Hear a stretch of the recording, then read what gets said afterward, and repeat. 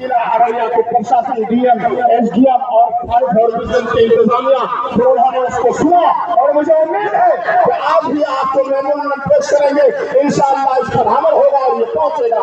मैं आप लोगों से सिर्फ और सिर्फ यही अपील करना चाहूंगा कि नबी करीम सल्लल्लाहु अलैहि वसल्लम की मोहब्बत हमारे दिलों में दुनिया के तमाम चीजों से सबसे ज्यादा मोहब्बत है। हमारे माँ बाप जान कुर्बान, हम और आप कुर्बान, लेकिन इस मोहब्बत में हम गुस्ताख ना बन जाए।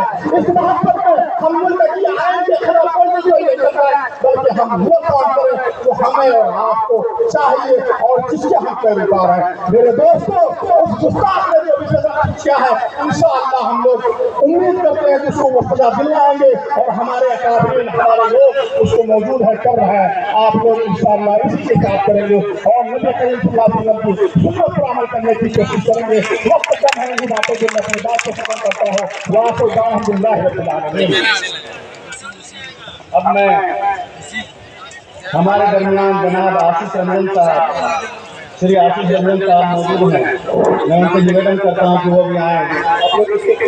हर इब्तिदा से पहले, हर इंतहा के बाद जाते नबी बुलंद है, जाते खुदा के बाद दुनिया में जितने भी लोग हैं एहतराम के काबिल सब है, एहतराम के लायक मगर मुस्तफा के लायक।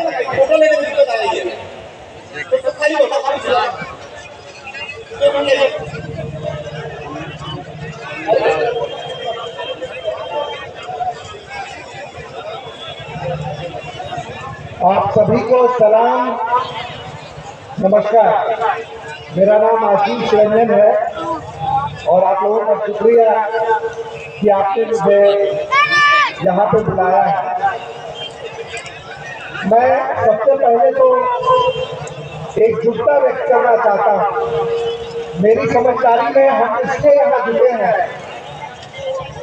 कि हम देश के सांप्रदायिक सौहार्द को बचाना चाहते हैं और ये जो लड़ाई है, ये लड़ाई तीखी हो गई है, लेकिन ये लड़ाई नई नहीं है। जिस राम के नाम पे राजनीति करने वाले, जिन्होंने मस्जिद तक को ढा दिया, उस विचारधारा के लोग राम के जीवन पर रामचरितमानस रचने वाले तुलसीदास को भी इन्होंने मंदिर से निकाल दिया। ये इतिहास है और तुलसीदास ने लिखा कि मां के भाई को मस्जिद में रखो। आपको ये जानना चाहिए कि रामचरितमानस के रचयिता तुलसीदास को ब्राह्मणों ने मंदिर से निकाल दिया था और वो मस्जिद में रहने चले गए थे। ये अयोध्या की बात। तो साथियों, इस देश की संस्कृति, इस देश के लोग, इस देश का पानी सभी के रक्त से मिला जुला है। ये जो तत्व है जो आज सत्ता पर बैठ गए हैं, ये बहुत चालाक, ये हम पे तरह तरह के हमले करते हैं और ये इतिहास को तोड़ मरोड़ कर, लोगों को गुमराह करके एक दूसरे पे नफरत फैलाते हैं और इसका सिर्फ एक मकसद है, सत्ता पर काबिज होना। ये कोई पहचानने वाले हैं कि ये हिंदू धर्म के चाहने वाले हैं, हिंदू धर्म मेरा है और हम जैसे लोग इस देश में बहुसंख्यक हैं तो सच में राम के प्रेम के वारिस हैं। इन चंद लोग जो आज सत्ता पर बैठे हैं, वो सिर्फ राम का नाम बदनाम कर रहे हैं। ये आपको समझना पड़ेगा।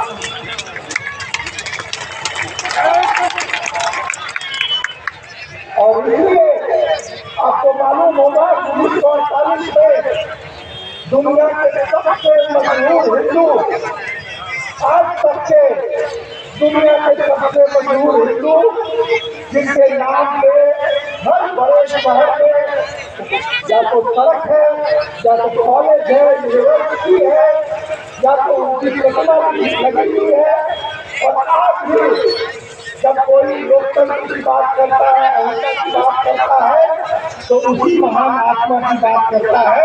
उसका नाम था महात्मा गांधी। और ये आपको मालूम है कि उस महात्मा गांधी को किस कायर ने पैर छू के फिर 3 गोलियां मारी? ये आपको मालूम है कि उसका नाम नाथूराम गोडसे है। नाथूराम गोडसे के चेले और उसको मानने वाले आज सत्ता पर बैठ गए हैं, तो उनको लगता है कि वो देश में कुछ भी कर दे।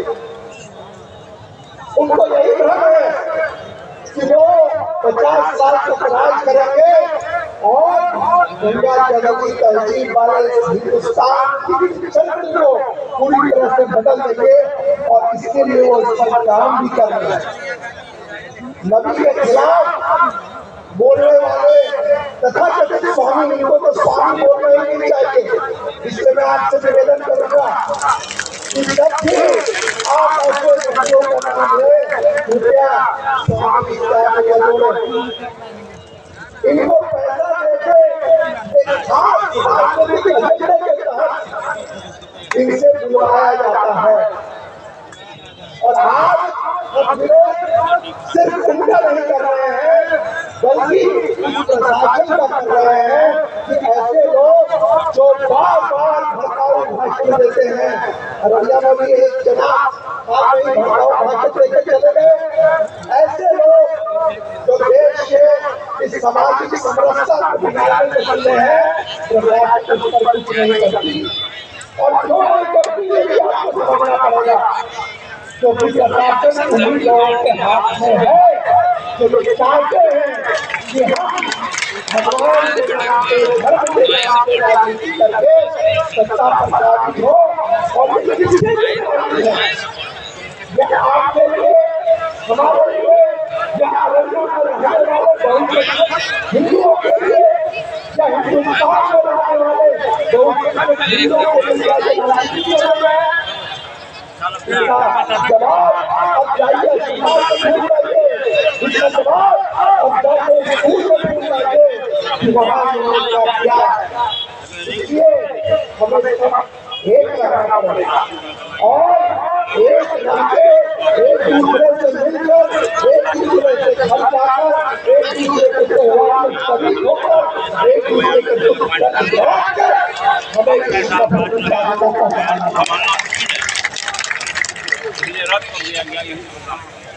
नबी के खिलाफ बहुत बार बातें की गई है, बहुत बार बातें की गई है। और मैं फिर से स्पष्ट कर देना चाहता हूँ कि आप जहाँ पर व्रत लेके बैठे हैं कि मोहब्बत के लिए हम जान भी दे देंगे, तो मोहब्बत तो नहीं रहे। किसके लिए आपको लड़ाई करना है? किसके लिए संघर्ष करना है? आपको गरीबों के लिए संघर्ष करना है, आपको किसानों के लिए संघर्ष करना है, आपको उन तमाम लोगों के लिए संघर्ष करना है जिसके खिलाफ अन्याय हो रहा है। चाहे वो भीमा कोरेगांव के लोग हो, वो एक्टिविस्ट हो जो बंद है, चाहे वो उमर खालिद हो जो बंद है, चाहे वो तमाम लोग हो जो सड़क चलते मार दिए जाते हैं, ट्रेन पर अगर टोपी पहने होते हैं और कुछ खास तरह का खाना खाते हैं तो मार दिए जाते हैं। आपको उन तमाम लोगों के लिए लड़ना है। और हमारे लड़ाई का तरीका क्या होगा? हमारे लड़ाई का तरीका उन जैसे नहीं होगा। हमारे लड़ाई का तरीका हमारे सबसे बड़े संत, हमारे देश के सबसे बड़े महान व्यक्ति का तरीका होगा, वो महात्मा गांधी का तरीका होगा। वो बिना हथियार के, बिना अपशब्द के, बिना भड़काऊ भाषण के, आपका तरीका, हमारा तरीका दिल जीतने वाला तरीका होगा। वो तरीका होगा संविधान का, वो तरीका होगा बाबा साहब अम्बेडकर के संविधान। ये हमें तय कर लेना होगा। और संविधान ऐसे नहीं बना, संविधान के बाद बोल रहे हैं कि संविधान लाभ है। अरे भाई, इस देश की आपको लाभ है, इस देश की आपको लाभ है। लाभ मतलब क्या होता है? लाभ मतलब होता है कि आप इस देश के मजदूरों, मजलूमों, गरीबों, पीड़ितों, शोषितों, वंचितों,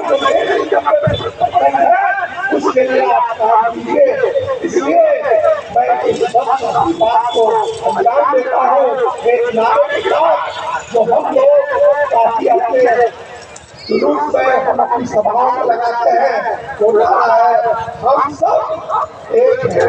तो हमारे साथ एक बार जोरदार नारा कीजिएगा, मैं कहूँगा हम सब, तो आप बोलिएगा एक है। हम सब, हम सब।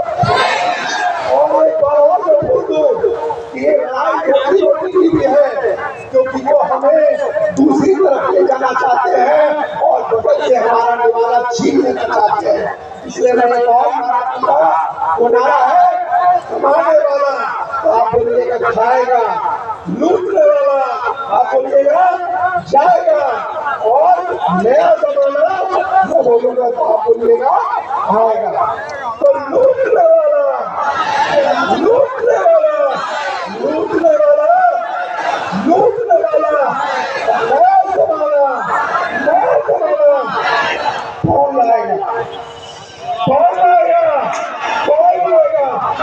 जय हिंद। अब मैं सिर्फ एक मिनट के लिए बुलाना चाह रहा हूँ अपने मेंबरान को, जिनमें हमारे वाहिद अंसारी साहब हमारा अंचल है। मैं उनसे गुजारिश करता हूँ कि 1 मिनट के लिए आए और साथ ही आप एहतजाज दर्ज कराएं कि हम नबी के आशिक हैं, नबी के गुलाम हैं।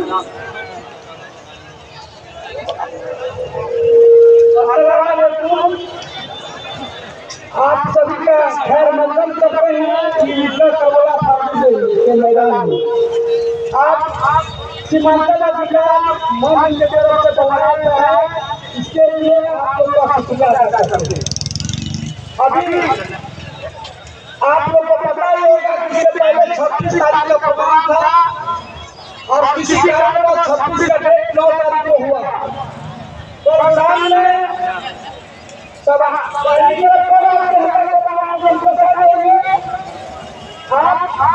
जान रहे कि हम वो समाज है। आप जो नबी के नबी के नबी के पैगाम पर चलने वाले हैं, कैसे इस्लाम फैला दुनिया में, इसको बताना है। नबी के क्या तरीका है, कुछ लोग बहने में भड़काव कर रहे हैं, जो भड़काने की कोशिश करेंगे कानून हाथ में मत लीजिए। हमको परमिशन नहीं है जुलूस का, जो परमिशन मिला उस पर काम करेंगे। जो सीमांचल के अधिकार मंच के जो अध्यक्ष है, सचिव है, उनसे गुजारिश है कि कहने में कुछ लोग मान के सके कुछ खुदा करना चाह रहा है, जो गैर कानूनी काम जो करना चाह रहा है उसका इजाजत नहीं है। हमको जुलूस निकालने का परमिशन नहीं मिला है। मैं आपके हाथ में विनती करके गुजारिश करके क्या ये जलसा हो रहा है, ये सभा हो रहा है, आप यहाँ से सुने और नबी के बताए हुए रास्ते पर चले। अब हम क्या बोलेंगे नाची, अब हमारे बीच बड़े बड़े प्रोग्राम बैठे हुए आगे उनसे भी गुजारिश होगा कि नबी के रास्ते के चलने को बताएं। और एक और गुजारिश होगा आप लोग से, चूंकि धूप है, बहुत लोग आए हुए हैं, विनम्र जाने नहीं पड़ता, जो भी बोलना है, आलिम है या बनता है, उनसे मेरा ही गुजारिश होगा कि बहुत नहीं बोले। और डायना में थोड़ा लड़के लोग मार में खाने में चले, आप सीसीटीवी के मिला है, आप भड़के नंबर पहुंच लो, आपको मेरे हाथ में गुजारिश है, आप जुलूस का सफल बनेंगे।